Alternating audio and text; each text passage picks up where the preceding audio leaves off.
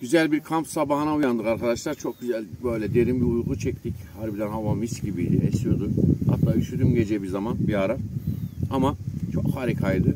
İşte uyandık şu anda dağ safarisi olarak kahvaltıdayız. Arkadaşlar afiyet olsun. Çok güzel. Herkesi böyle doğada kamp yapmaya, gezmeye, dağa çıkmaya, spor yapmaya davet ediyoruz. Biz teşekkür ederiz.